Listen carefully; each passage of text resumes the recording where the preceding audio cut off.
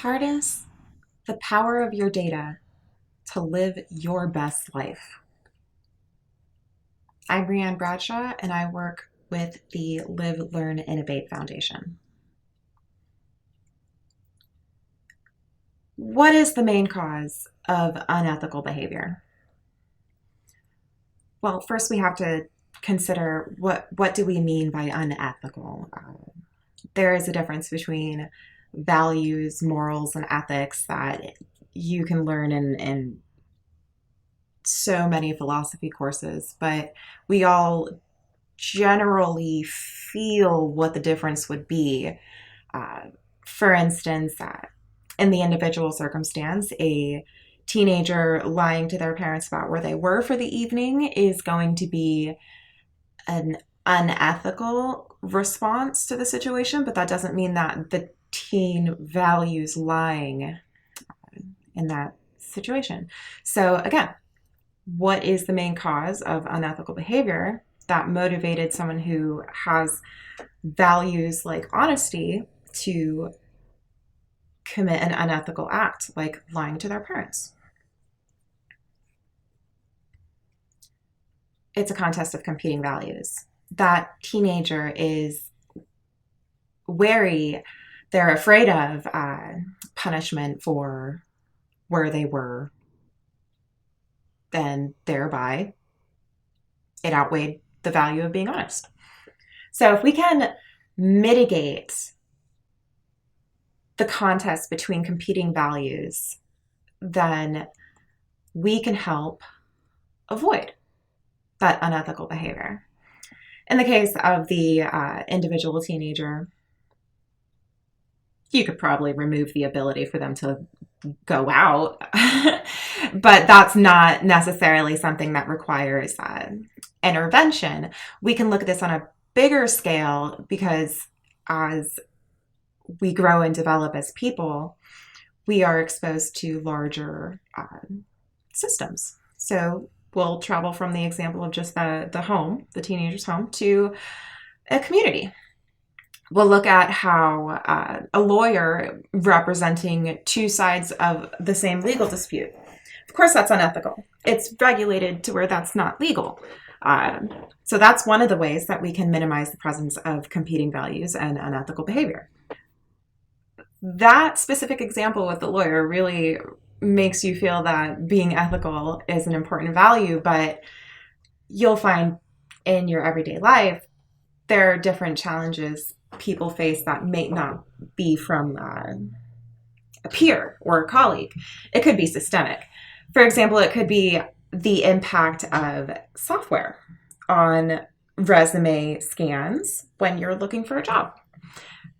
There is an ethical challenge that you face by putting your zip code on your resume or not. So being aware of unethical incentives allows you to essentially solve the problem. You can't solve a problem you're not aware of, unless by accident, which would be really exciting if this problem could be solved that way. But then you have to actually put the effort into solving a problem. So again, what's the entire concept here? Ethical leadership. It's important. It's important because you're going to find that even if someone has good values and intentions, there could be a circumstance or a situation that is contributing to an unethical decision, and you must choose to fix it. That's what being a leader is about, taking action and putting effort into what you believe in. What is data? It's kind of the point of this ethical leadership definition, because we face people like Mark Zuckerberg in our day-to-day lives, who he is a leader, whether we want to personally agree or not. It doesn't really matter because he is a public figure. He is a leader of a company, and that company collects so much data that you can't even fathom it. So what is data? It's just information. It's literally just information. It's everything. It's anything that was recorded in a way. So this could be recorded history of communications. It could be an audio recording. It could be a photo. It could be someone's cave carving. It could be anything. This is data. It's information. And when we use the term digital data, it's a very easy leap to see how that translates once you understand that data is just information. So if it's digital data, it's digital information. What else is considered data? Everything, again. But these are the more important things that a lot of consumers don't realize are particularly targeted and puts them at almost a human rights risk. So store receipts and shopping habits. You used to have a personal relationship with your retail. Now, everywhere we go, everywhere we look, we're getting this middleman because we're doing this online. Your shopping habits are online, and you are going from Google, a search engine of some sort, to get there. What about health visits and records? Again, we can go with the middleman scenario with this, but you are Googling where to find your physician. You're using an online website to find a clinic that is in your network, your lab results, blood tests, all sorts of information. This used to just be on paper, and you could own this and know that there was nowhere else that it could go. But now it's online and it's at risk, as we've seen in many data breaches. I can go on, but it's exactly that point.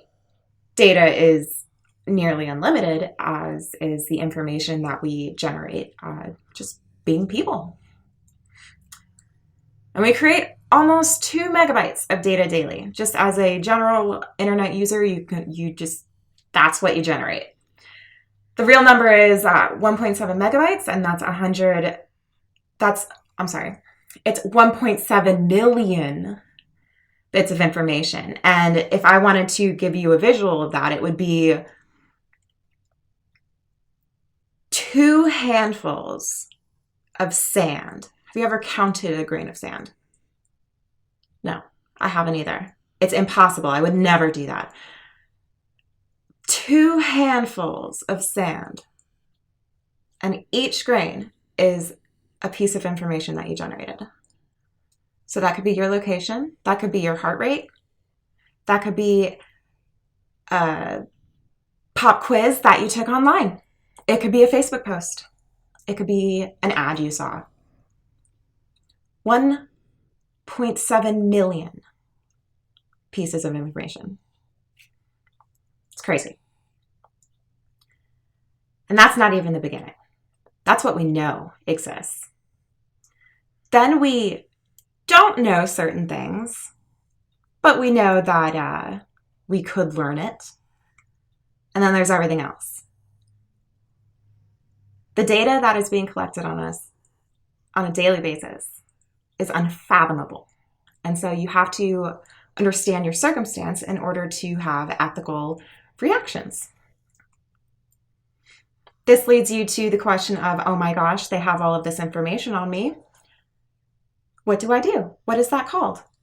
What is PII? Personal identifiable information. This is ways people can isolate who you are exactly. There are billions of people on this planet, so there's going to be a couple different people with the same name. Potentially, maybe they even lived in the same town.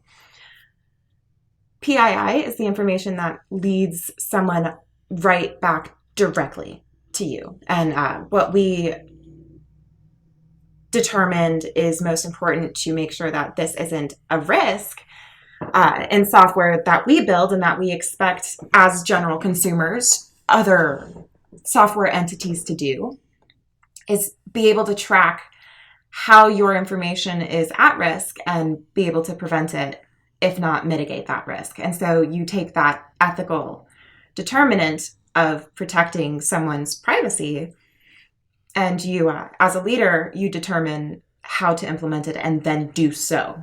That's the difference. It's you actually make that effort to perform the actions to mitigate unethical behavior or risk or things along those lines. So let's circle back to all of that information that we just explained, the 2 handfuls of grains of sand, 1.7 million. Where's all your data? Well, I couldn't put all your data in this visual, but we can kind of break it down into what is most capitalized upon, especially in the States. You're going to see things like web activity, environmental activity, health activity, social activity. But we have this opportunity to see things differently now without being cliche with our slogan there. You've never been able to see all of your activity in the same view before. You've never been able to see your heart rate compared to the barometric pressure around you. All of this information is out there though, and it is not being used. It is not being analyzed. What else could we do with ethical leadership? What else could we do to benefit the community? What else can we do to benefit ourselves with the tools we have at our fingertips? Your social sentiment on media channels like Twitter and Facebook and Instagram and TikTok, you could see how someone could go down a path of being particularly afraid of sharks, for example. So few people are actually killed by sharks anymore. I'm sure there are still a lot of them that are, but that's aside from the point. You're more likely to die in a car accident than by a shark attack, even if you go swimming every day, if you drive to the beach. So why are we afraid of sharks? Well, it's the media we're consuming. You can get social sentiment from that and start measuring that data for the benefit of people instead of just for fear mongering, for lack of a better term. Another example is going to be our founder's mother specifically has colon cancer and she's going through treatment. This cancer was very present for 2 years and it was indicative in many different ways that were measured, like heart rate and sleep patterns and things of that nature. But those pieces of information are not available in a 360 view until now. And then it turns out the only moment she was diagnosed with colon cancer was when there was an actual tumor bulging out of her abdomen. So there are methods to use what's at our fingertips, again, to benefit ourselves instead of just allow businesses to capitalize on our behavior. Imagine how that would feel for people who have asthma or allergies during a specific pollen impact, like ragweed. They could actually see that visually on a graph if we cared to go that direction. We don't have that opportunity right now because data silos like Facebook, Apple, Amazon, Fitbit, basically every provider that exists is considered a data silo. It's based off of competition. So we have competing values. What did we say about competing values before? How do we avoid unethical behavior? We mitigate the presence of a contest between competing values. We see that there are things we can improve upon by removing that contest. Health, well-being, social sentiment, environmental impact. What don't we see? What could we achieve if we didn't have these barriers blocking that innovation and that growth? And here's just another example. Your Statista access costs thousands a year for information that is accumulated by the general public and other academics that didn't really opt in for that to be for profit, if we can say so. So yeah, there's value behind your data. There's value to you as an individual, there's value to the economy, and there's value to your entire community. Most of the value that you get out of your data is going to be more insightful unless you're managing things like a chronic condition, or you're trying to improve your athletic performance. You want to see what foods very measurably enhance your talents or otherwise. If you wanted to see how much you spend throughout a given time of year, you could see that without these barriers between these providers. Imagine if you could see your Costco and Sam's Club spend with your Amazon spend. If it weren't just you exporting information from your bank and all of this other very tedious merging of your information deliberately. You could see food allergies.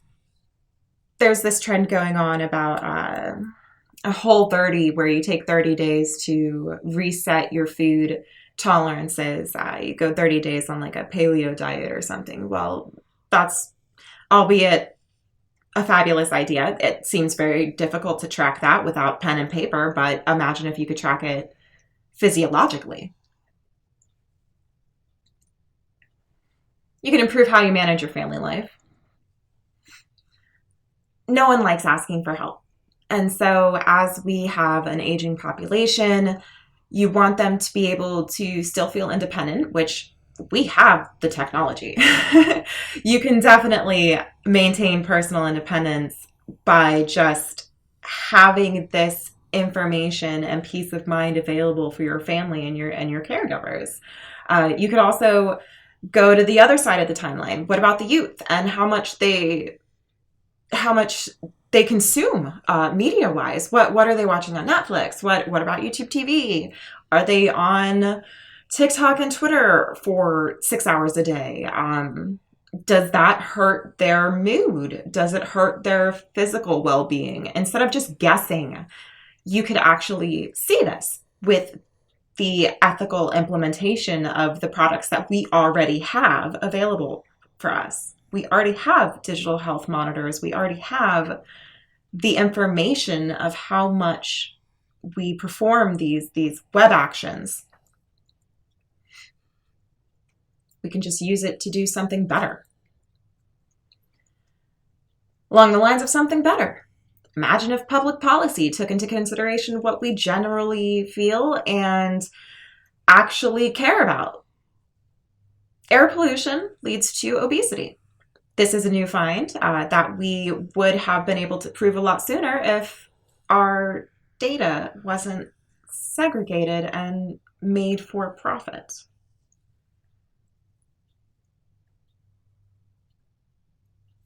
We could reduce the economic monopolization of data as well.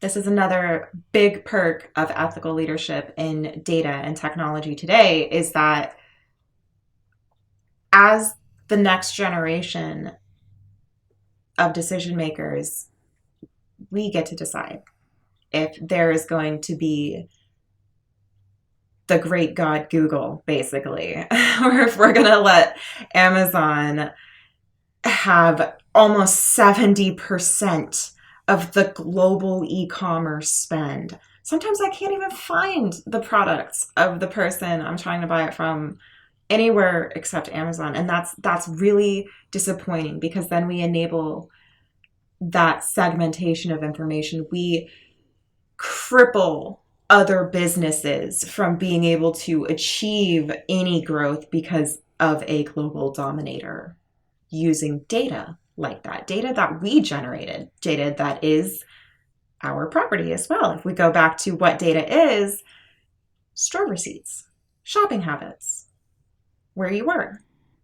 That doesn't exist without you as the individual.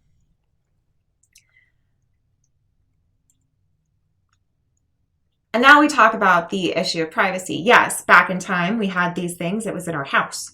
You couldn't just take it, short of breaking in, you couldn't just take someone's data, information, receipts, health records, family albums, things like that. So we lost a lot of privacy, but gained a lot of amenities and innovation and perks. So we have to reconsider what we think about privacy when it comes to digital data in a way that is balanced. That's the most important part. You can kind of think of this as that customer service triangle that anyone who worked in retail knows. You can't have all three things at once. It's triangle. It's cost effective, it's quick, it's convenient. You can't have all three. At best, you get two. Well, that's the same thought here. At best, you can have two of these values. Innovation and privacy does not allow you to grow. We see that with Jeff Bezos taking a spaceship out there just because, I mean, it's not like the community got to do that. Slowed community growth as a result of that segmentation of data. But then if we only have privacy and growth, then we don't have shared intelligence. We don't have collective intelligence. This is how we grow as a community. We grow as a community by sharing what's important with one another. You don't hide the fact that dumping chemical pollutants into the water is going to kill hundreds of thousands of beings and poison generations for a decade. That's not how you grow, by hiding that information. And so it's all about balance. You don't want an extreme in one direction or another. And you do want to maximize your opportunities here. This is all, and because we're Americans, I mean, we very much value independence and being able to choose our own journey. And so why wouldn't we be able to choose our own journey with the information that we used to have? How do you achieve that? Here's what it boils down to. Here's what the Live, Learn, Innovate Foundation really is. We are a method of achieving data independence. We are the foundation and a visual rendering platform, essentially. We just allow the data to be seen together. We don't create it. We don't store it. We don't save it. We don't distribute it. This is the nonprofit behind our mission. And so you consolidate all this data together and you get to start reaping the benefits that we had mentioned before. Ethical decision-making in legislation. Ethical decision-making in family care. Maybe you don't need to send grandma off to that home just yet. Maybe you do. You could see it. And without interference. Maybe you should see that data just as it is, instead of as an advertiser for an elderly home is showing it to you, because obviously that's going to be biased. That's unethical behavior. How do you prevent unethical behavior? Mitigating the circumstance. And so we had to remove the segmentation of this information. Now is the best time for us to do this. If we as consumers, as decision makers, as voters don't act now, then it's just going to get worse. And then we're probably going to lose the opportunity to make any significant change. More than 95% of the data that is out there, all those grains of sand, nothing's happening to it. It's information that is just sitting there in the cloud, the ether. No one cares to touch it, but it has so many unreaped rewards. Imagine the clinical benefits. Imagine the legislative benefits. Imagine your benefits from knowing that you watch way too many baking shows. We have the technology. It's everywhere. We got Fitbits, we got the Apple Watches, we have the phones, the little tiny supercomputers that we bring everywhere with us. We have the opportunity. We just need to take it without bias.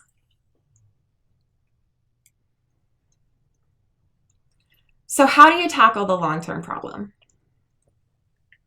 As a leader, you see the problem, you want to solve it. Well, how do you solve it? How we wanted to solve this problem of data segmentation, of losing our data independence, of losing our data privacy, of being subjected to unethical behavior in everyday life, how we wanted to solve this problem was first by approaching the individual. we have improved how people can manage and detect chronic conditions. They can change, they can log their moods, event tags. They can see how pollen affects them. If they have asthma or allergies, they can track seizure triggers. There's so many possibilities here, and it is literally at your fingertips. Our next effort, which is going to be built throughout 2022, is how we can change that relationship with retail. We are so tired of having a middleman telling us what to buy, where to buy it, and there's being no foundation as to why you should buy it from them. We want that personal relationship back. And we think people are entitled to that it's their right because they're the consumer. They're the ones buying it. And then the small business is the one selling it. Why is there a middleman? So that's our second initiative, is restoring that. We have something called the engagement platform, to where people, if they want to, they can see ads for things that would apply to them.